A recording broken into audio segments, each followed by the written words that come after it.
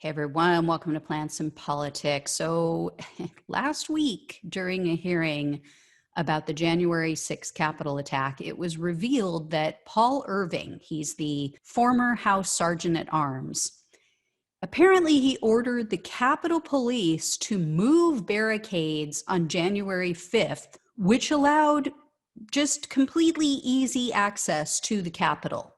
This directive was just discovered after they reviewed Irving's emails. Here's the deal. Irving told Capitol Police to, quote, move approximately 500 bike racks serving as security barricades away from First Street Northeast and Constitution Avenue to the East Front. So if you recall, when Trump was giving his speech that day, he said, we're going to march down Constitution Avenue. I'm going to be with you.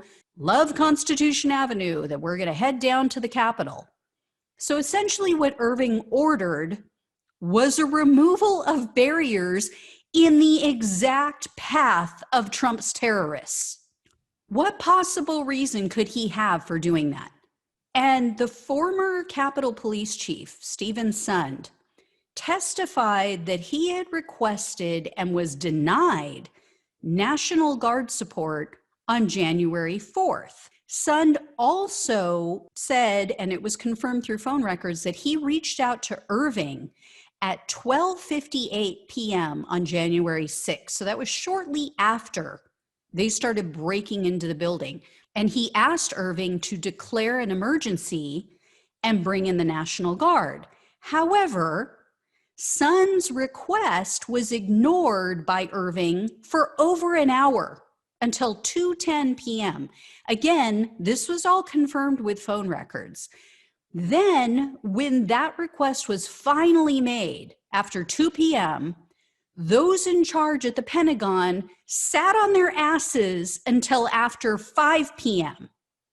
So we're talking 4 hours later. They finally said, okay, we're going to deploy the National Guard. Keep this in mind, Mike Pence, the freaking Vice President of the United States, called the acting Secretary of Defense, Christopher Miller, directly. He called him at 4:08 p.m. and demanded that he clear the Capitol. And they still waited until after 5 o'clock. It really is looking more and more like this was all intentional, because this Christopher Miller guy is a total Trump sycophant. He was brought in after Trump fired Esper because Esper wouldn't go along with his plans to attack peaceful Black Lives Matter protesters. And Miller and the Secretary of the Army, a man named Ryan McCarthy, issued memos restricting the National Guard's ability to take action on January 6th.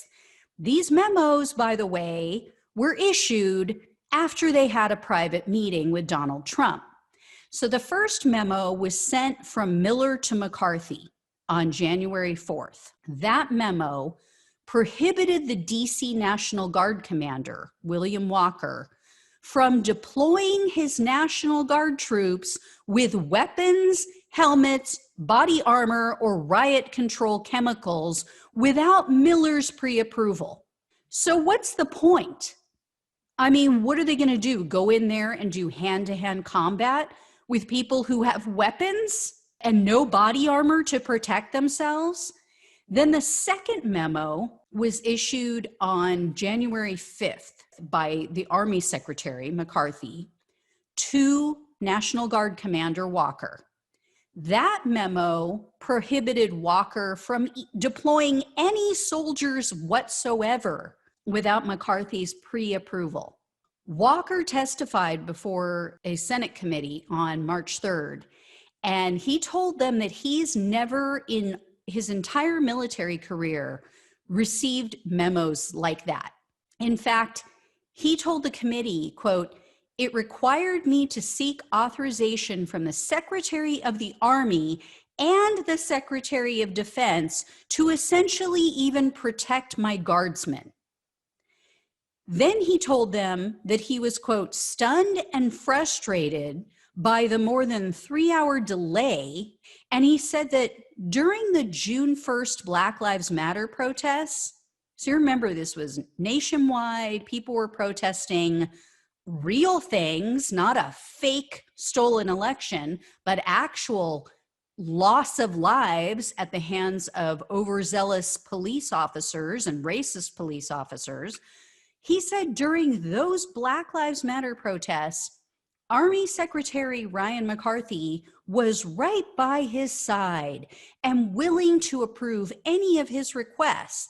Yet, on January 6th, in the midst of a terrorist attack at the Capitol, where they've erected gallows with a noose and they're chanting, "Hang Mike Pence," to hang the Vice President of the United States, he said that McCarthy was, quote, unavailable. And according to their own testimony, none of the national domestic intelligence agencies even bothered to issue reports in advance of January 6th to try to warn anyone about the planned violence, even though they were all well aware of all of this in advance. Knowing all of this, with the stand-down order issued by the Department of Defense to the National Guard, the stand-down order to the Civil Disturbance Unit, and explicit orders to them to not use standard protocol and their tools that they have at their disposal, and the police commander I talked about last week, who told his officers to only be on the lookout for anti-Trump protesters on January 6th, are we supposed to believe that this attack wasn't sanctioned and encouraged by the highest levels of government, and that there weren't actually people in Trump's administration actively taking steps to overthrow the government and to seize power by insurrection, by a coup? Seriously? And as I mentioned last week, and I just referred to, the Capitol Police are refuting what Zoe Lofgren said and the fact that the police commander said to only look out for anti-Trump protesters. But here's how the actual transcript reads. They released this to try to clear him. So here's what it says, quote, with regards to pedestrian traffic on the grounds today, we anticipate a large presence for pro-Trump participants. What we're looking for is any anti-Trump counter-protesters. How does that clear him? How is that any different than what Zoe Lofgren said? And how is that better? They literally said, we're expecting a large pro-Trump group. What we're looking for is anti-Trump counter-protesters. How is that different than what she said? They had intelligence. Even though the intelligence agencies didn't issue reports, there was one report that came from one FBI field office, and it was given to the Capitol. It was given to the upper levels of Capitol Police. So they had intelligence showing that pro-Trump attendees were planning to attack and infiltrate the Capitol that day. They knew they had maps of the Capitol, which included a full layout of the building, including the underground tunnels. We still don't know where they got that. They knew that many were bringing weapons because they said so on social media. They knew that they were discussing the best way to murder members of Congress out in the open, again, on social media sites like Parler and on Twitter, everywhere. So explain to me how it is that this police commander believed that the real threat, the scary people that day that they should be on the lookout for, were anti-Trump protesters who, oh, by the way, weren't plotting to murder anyone, who weren't openly planning an insurrection and to overthrow our government for months prior to January 6th. And then explain to me why our elected so-called leaders aren't screaming this from the rooftops. Why are they not out in front of every microphone for every news channel that they can find? They need to be talking about this non-stop. They need to put pressure on everyone, because right now you still have a contingent in this country, a very large contingent, that is believing the bullshit coming from Faux News Channel and OANN, people who want to lie to their audience and make them think that it was Antifa and BLM, and they're buying it. They are actually buying it. So this needs to be everywhere so that they can't escape it. And you know, the right loves to talk about the deep state.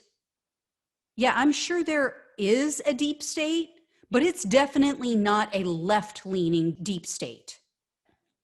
So we'll see what comes of it. I'll keep you posted. As always, please like, share, and subscribe. Thanks so much for watching and listening. Take care, and I'll talk with you soon.